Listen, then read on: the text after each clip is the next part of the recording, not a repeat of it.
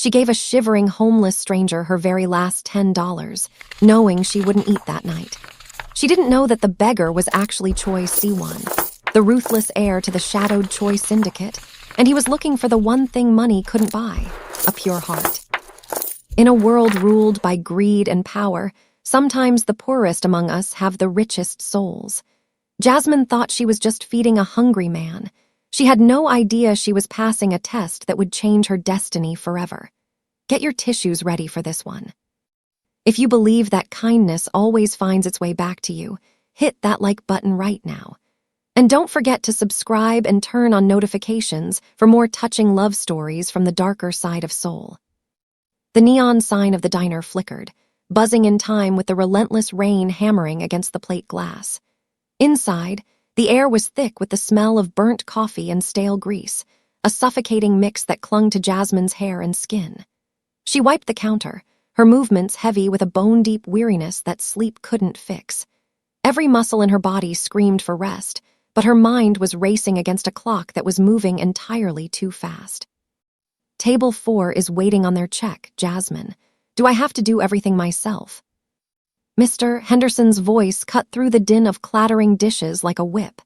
He was a red-faced, barrel-chested man who wore his cruelty as comfortably as his stained tie.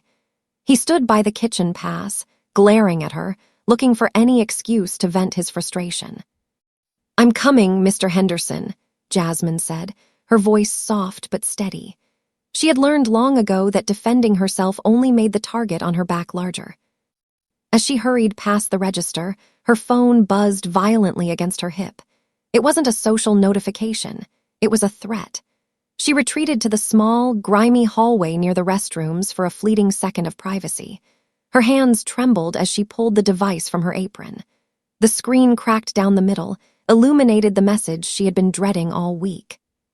Final notice, outstanding balance of $850 due by 11:59 p.m. Eviction proceedings begin tomorrow. No exceptions. It was 9:45 p.m.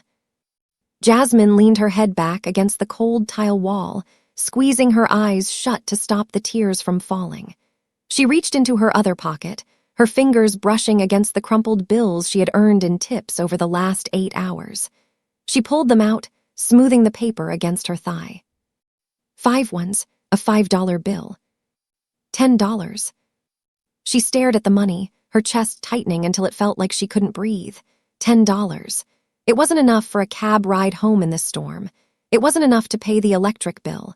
It was barely enough to buy a small tin of formula for Leo, her son, who was waiting at her neighbor's apartment. The math was cruel and unyielding. She was drowning, and this $10 bill was a life raft made of paper. "Jasmine, I saw you checking your phone." Henderson stormed around the corner, his face inches from hers. He snatched the ticket book from her hand. "You think I pay you to text? That's it. I'm docking an hour from your pay. Now get out of my sight and clean the grease trap." He didn't wait for an explanation. He didn't care. Jasmine stood frozen, the $10 clutched in her fist so tight her knuckles turned white. She nodded, swallowing the scream building in her throat, and shoved the money back into her pocket, the only thing standing between her and total collapse. The heavy steel door slammed shut behind her, cutting off the chaotic clatter of the kitchen, but trapping her in the relentless downpour. The alley was a narrow throat of brick and shadow, smelling of wet asphalt and rotting vegetables. Jasmine hefted the black garbage bag, her arms straining against the weight, and swung it into the dumpster with a hollow thud. Rain plastered her uniform to her skin instantly, chilling her to the bone. She wiped water from her eyes, shivering, desperate to get back inside even if it meant facing Mr. Henderson's wrath. But as she turned to leave, a movement in the periphery caught her attention. Between the dumpster and a stack of broken pallets, a figure was curled into a tight ball. It was a man. He was soaked through, his clothes little more than rags that clung to a frame that seemed too sharp, too angular. He wasn't just shivering, he was convulsing, his body racking with violent tremors that shook the puddle he sat in. He looked small, defeated, and deathly ill. Jasmine's first instinct was the one the city had taught her. Ignore it, walk away, stay safe. It was late, and she was a woman alone in the dark. But then, a soft, pained groan escaped his lips, a sound so raw it stopped her boots from moving toward the door. It was the sound of someone who had given up. She took a tentative step closer, squinting through the rain. The man sensed her movement. His head snapped up. Jasmine froze, her breath hitching in her throat. She expected to see the glassy, pleading gaze of an addict or the vacant stare of the mentally ill. Instead, she found herself staring into eyes that were terrifyingly lucid. They were dark, sharp, and cold, like obsidian shards. Even huddled in the filth, trembling with fever, there was a lethal intensity in his stare. It was the look of a predator caught in a trap, wounded but still dangerous. He didn't look like he belonged in an alley. He looked like a fallen king waiting for an executioner. Fear pricked at the back of Jasmine's neck. Every alarm bell in her head rang, telling her this man was not safe. But then he coughed, a wet, hacking sound that bent him double, and the terrifying mask slipped for a fraction of a second, revealing simple, human agony. In that moment, Jasmine didn't see a threat. She saw a vulnerability that mirrored her own. She thought of Leo, her son, and how terrifying the world would be if he were ever alone in the cold like this. The fierce, maternal ache in her chest overrode her fear. She couldn't leave him to die in the rain. Slowly, keeping her hands visible, Jasmine took a step toward the stranger. Jasmine didn't let herself think. If she thought about the rent or the formula or the long walk home, she would stop. Instead, she rushed back into the kitchen, dodging Mr. Henderson's glare, and slammed her crumpled tips onto the counter. "1 grilled cheese to go, full price," she said to the cook, her voice tight. The cook looked at her like she was crazy, but he threw the bread on the griddle. Minutes later, she was back in the alley, shielding the warm, foil-wrapped sandwich under her shirt. The man hadn't moved. He was staring at the pavement, his body rigid, waiting for the inevitable kick or curse that usually accompanied discovery. Jasmine knelt in the slush, ignoring the cold water soaking through the knees of her pants. She held out the sandwich. "Eat, it's hot." The stranger looked at the food, then up at her face. His eyes narrowed, scanning her with a terrifying precision. He didn't look like a beggar receiving charity. He looked like a judge assessing a bribe. "What do you want?" he rasped, his voice rough like gravel. "I have nothing to steal." "I don't want anything," Jasmine said softly. She reached into her pocket and pulled out the remaining change from her tips, $3 and some loose coins. It was everything she had left in the world. She pressed the money and the sandwich into his cold, trembling hands. The man stared at the cash, then back at her.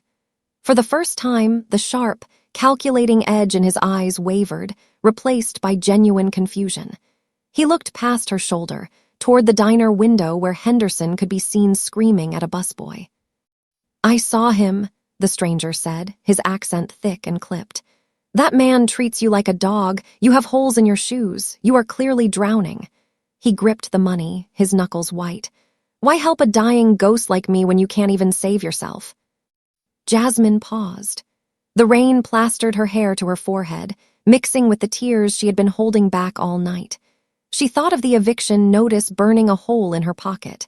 She thought of how easy it would be to become bitter, to become like Henderson, to close her heart to survive. She offered him a sad, tired smile. "Because the world is hard enough without us making it harder for each other," she whispered. She looked down at her empty hands. "If I let the world make me cruel just because I'm suffering, then I really have nothing left." The silence between them was heavier than the storm. The stranger's lips parted slightly, but no words came out. He looked at her as if he were seeing a color he had never seen before. "Stay warm," Jasmine said. She stood up, wiped her hands on her apron, and turned back toward the diner door, leaving the heir to the Choi Empire alone in the dark, clutching a grilled cheese sandwich like it was gold bullion. The steel door clicked shut, leaving Choi Si-Won alone in the driving rain. He looked down at the crumpled bills in his palm, $3.40. To a man whose signature moved billions across continents, the amount was microscopic. Yet, as he stared at the damp currency, it felt heavier than any gold bar he had ever held. "If I let the world make me cruel, then I really have nothing left." Her words echoed in his mind, cutting through the cynical armor he had spent 30 years forging. He had come to these streets to prove a point to his board of directors, that humanity was a parasite, that everyone was bought and sold, and that loyalty was a myth. He had worn these rags to confirm his own darkness. Instead, a woman with holes in her shoes had just blinded him with her light. Two sharp beams of light sliced through the gloom of the alley. A sleek, matte black sedan rolled silently over the broken pavement, its tires crushing the debris. It came to a halt inches from his feet. The doors flew open before the car even fully stopped. 4 men in immaculate black suits sprinted out, ignoring the mud splattering their trousers. They formed a perimeter instantly, their hands hovering near their jackets. A 5th man, older and wearing glasses, rushed toward Si-Won and bowed so low his forehead nearly touched his knees. "Young master," Secretary Kim's voice shook with terrifying relief. "We lost your signal for 2 hours. We were about to tear the city apart. Please forgive us." Si-Won didn't shiver. The trembling, weak beggar vanished in a heartbeat, replaced by the dragon of the Choi Syndicate. He stood up straight, his spine rigid, his presence dominating the alleyway despite the filth covering his skin. He tossed the cold sandwich to a stunned bodyguard, but he carefully, almost reverently, placed the $3.40 into his pocket. "Get up, Kim," Si-Won said. The rasp was gone. His voice was now smooth, low, and laced with absolute authority. Secretary Kim scrambled upright, holding an umbrella over his boss, though Si-Won seemed not to notice the rain anymore. He stared at the grease-stained window of the diner, watching the shadow of the woman moving back and forth inside.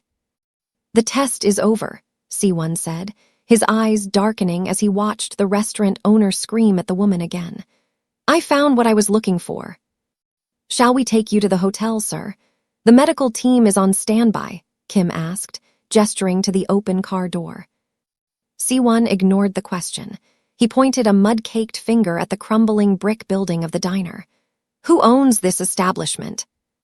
"A holding company, sir. Small time. It's a failing asset." Si-Won's gaze hardened. "Not anymore. Contact legal. I want the deed, the land, and the air rights in my name within the hour." He turned to his secretary, his eyes burning with a cold, protective fury. "By the block, now." The morning sun offered no warmth to Jasmine as she pushed open the glass door of the diner. Her eyes were swollen from a night spent crying over the eviction notice, but she had forced herself out of bed. She needed this shift. She needed a miracle, or at least enough tips to beg her landlord for just 1 more week. But the moment she stepped inside, the air felt wrong. The usual morning bustle was silent. The other waitresses wouldn't meet her eyes. They were busy polishing silverware with frantic intensity, heads bowed. "Don't bother clocking in," a voice sneered from the counter. Mr. Henderson stood there, arms crossed over his chest, a smug, malicious grin stretching his face.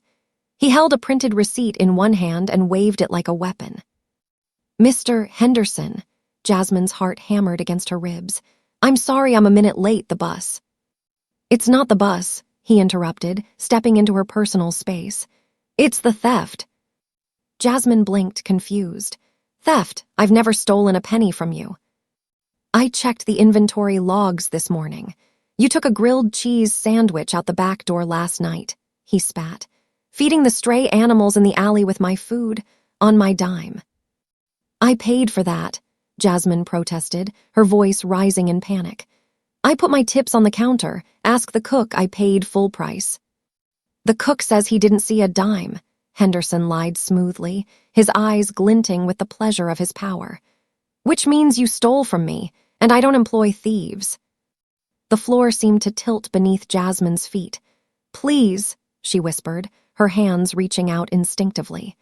"Mr. Henderson, you can't do this. I have a baby. I have nowhere else to go. If I lose this job today, I lose everything."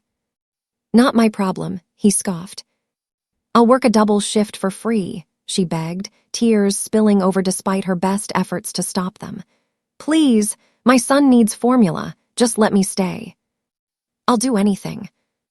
Henderson threw his head back and laughed, a harsh, barking sound that echoed through the silent diner. "You people always have a sob story. My baby, my rent. It's pathetic. You're fired, Jasmine. Clear out your locker before I call the cops and have you arrested for shoplifting."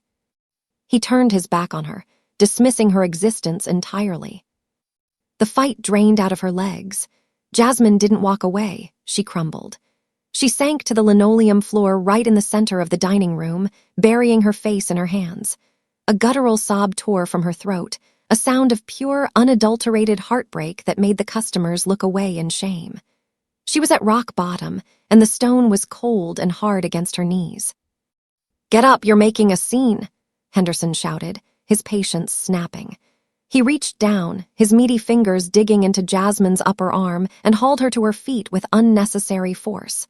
She stumbled, barely finding her footing, her vision blurred by tears. "I'm going," she sobbed, trying to pull her arm free, but his grip was like a vice. He began to drag her toward the exit, his face twisted in a sneer of triumph. "You're not just going, you're gone, and if you come back, I'll throw you out myself." He shoved the door open with his shoulder, ready to toss her onto the wet sidewalk like a bag of refuse. But as the bell above the door chimed, the world outside stopped.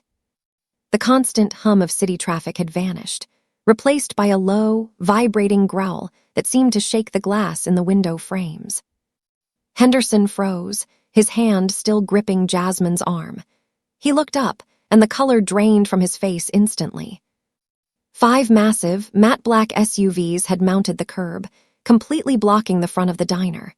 They were parked in a tight, predatory formation, their tinted windows impenetrable walls of silence.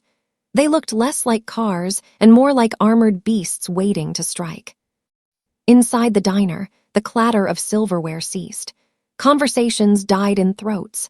A heavy, suffocating silence descended over the room. Then, with military synchronization, the doors of the SUVs opened simultaneously. Men poured out. There were at least a dozen of them, all dressed in identical sharp black suits that cost more than the diner made in a year. They moved with a terrifying, fluid efficiency, taking up positions around the entrance and the perimeter of the building. Hands hovered near waistbands. Earpieces were adjusted with curt, professional movements. Jasmine stopped crying, her breath hitching in fear. This wasn't the police. This wasn't a health inspection. This was something far more dangerous. Henderson released Jasmine's arm as if it were burning hot, stumbling back a few steps. His bullying bluster evaporated, replaced by the trembling panic of a small man realizing he is standing in the shadow of giants. What is this?" Henderson stammered, wiping sweat from his upper lip. "Is this a raid? Did you call someone?" He looked at Jasmine accusingly, but she was just as terrified as he was. "I didn't do anything," she whispered, backing away from the glass. One of the men in suits, a giant with a scar running through his eyebrow, stepped up to the glass door and held it open. He didn't look at Henderson. He didn't look at the customers. He looked like he was preparing the way for a god. The atmosphere in the diner shifted from the heartbreak of a firing to the suffocating tension of an execution. The electronic chime of the door announcing a customer sounded oddly cheerful against the suffocating tension in the room. The giant bodyguard held the door wide, and a man stepped across the threshold. He was a vision of lethal elegance. Dressed in a charcoal bespoke Italian suit that fit his broad shoulders like armor, he moved with a fluid, predatory grace.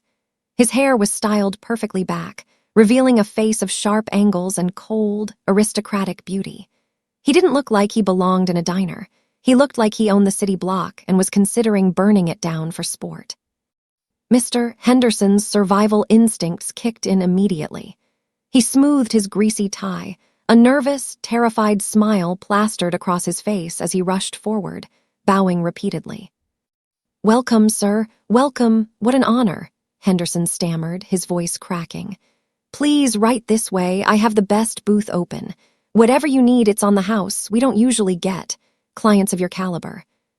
He reached out to guide the man, but a bodyguard intercepted him, blocking his path with a massive arm. Henderson flinched back, trembling. The man in the suit didn't even blink. He didn't look at Henderson. He didn't look at the terrified patrons watching from their booths.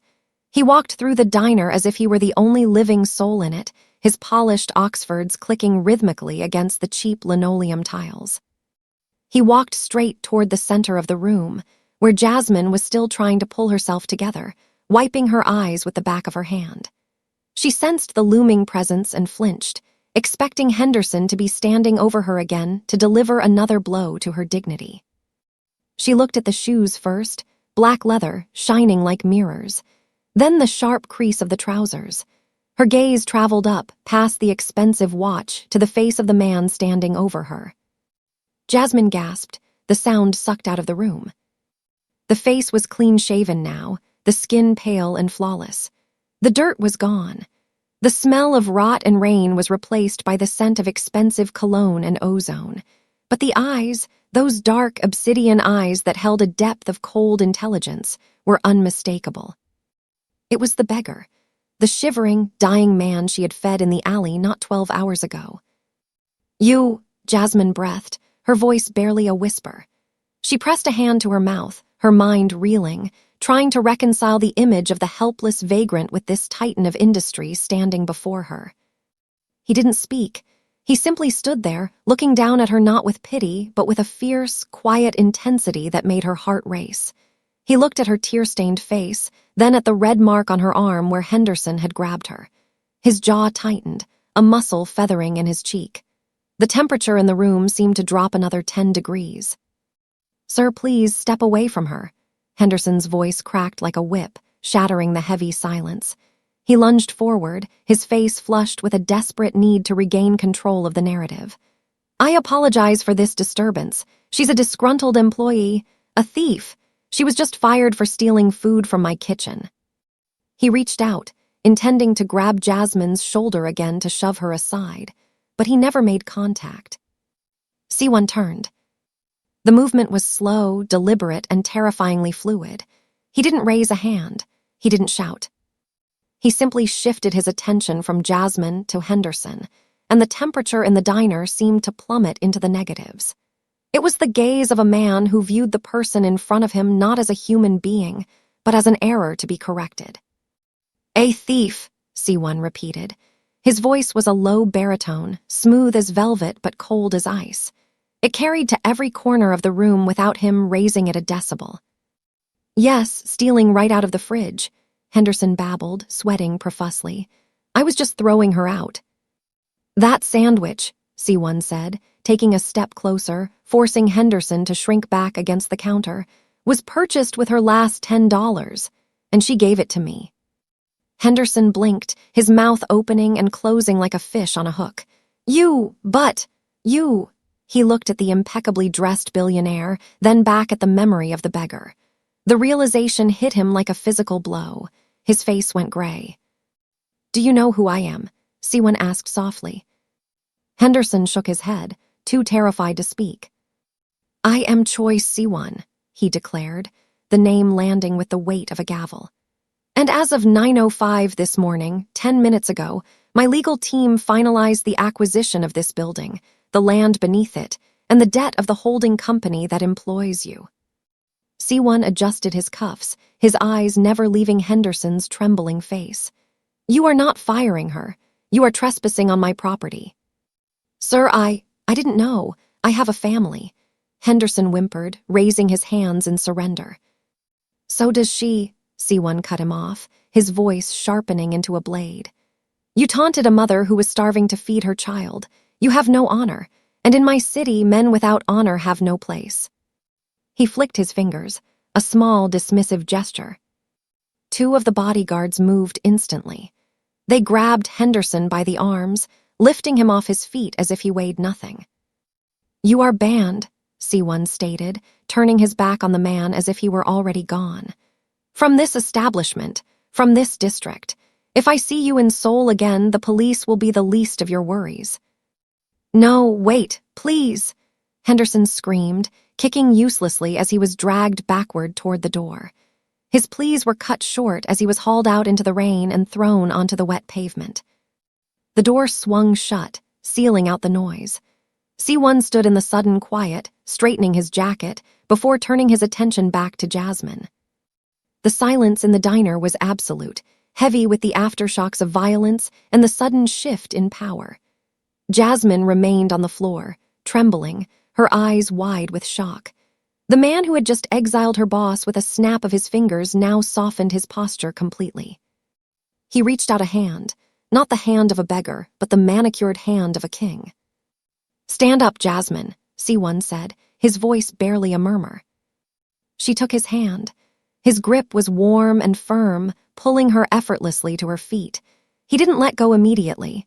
Instead, he reached out with his other hand and gently brushed a smudge of dirt from her shoulder, his touch lingering for a second too long. It was a gesture of intimacy that made her breath hitch. Secretary Kim stepped forward silently, presenting a thick, leather-bound portfolio. Si-Won took it and opened it, revealing a document stamped with official red seals. He held it out to her. "What is this?" Jasmine asked, her voice shaking. "The deed," Si-Won answered simply. "To this building, to the business, it's yours." Jasmine stared at the paper, the letters swimming before her eyes. "Mine, no, I can't. This is millions of dollars. I gave you a sandwich. I can't accept this." She tried to push the portfolio back toward him, panic rising in her chest. "It's too much." Si-Won caught her hands, stopping her. He stepped closer, invading her personal space in a way that felt like shelter, not a threat. "You didn't just give me a sandwich," he said, his dark eyes locking onto hers with an intensity that burned. "Last night, I was looking for a reason to burn this city to the ground. I believed there was no good left in it. But when you handed me your last $10, you saved me. You saved my soul." He pressed the portfolio into her hands again, wrapping her fingers around it. "This isn't charity, Jasmine. It's a debt paid. You fed me when you were starving. Now let me feed you." Tears spilled over Jasmine's lashes, hot and fast. She looked at the deed, the promise of a future where she wouldn't have to choose between rent and formula. She looked at Si-Won, seeing the raw sincerity beneath his stony expression. "Go on," he urged softly. "Sign it for Leo." At the mention of her son's name, she broke. A sob of pure relief tore from her throat. She took the pen Secretary Kim offered and, with a trembling hand, signed her name on the line. "It's done," Si-Won whispered. He reached out, his thumb brushing away a tear that trailed down her cheek. The contact sent a jolt of electricity through them both. He leaned in, his voice dropping to a vow that only she could hear. "You and your son are under my protection now," he promised, his gaze shifting to her lips for a fleeting second. "As long as I breathe, you will never be hungry, you will never be cold, and you will never be alone again." Jasmine looked up at him, and in the reflection of his dark eyes, she saw not just a savior, but a beginning. 6 months later, Jasmine walks through the dining room, not in a stained apron, but in a tailored blazer. She greets customers with a radiant smile, the exhaustion of her past life completely erased. She walks toward the back booth, the owner's table. Choi Si-Won is sitting there. He isn't wearing his usual intimidating suit jacket. His sleeves are rolled up, and he looks relaxed. In his lap sits baby Leo, giggling as the feared mafia don makes a funny face just to make the child laugh. Jasmine approaches the table. Si-Won looks up, his dark eyes softening instantly. "The lunch rush is over," he says, his voice warm. "Ready to go." Jasmine reaches out, her hand resting naturally on his shoulder. "Yeah," she whispers, looking at the two men who now hold her heart. "Let's go home." If this ending warmed your heart, please hit the like button so we know to make more stories like this. And if you want to see how Jasmine and Si-Won fall in love in part 2, subscribe and comment Part 2 down below right now.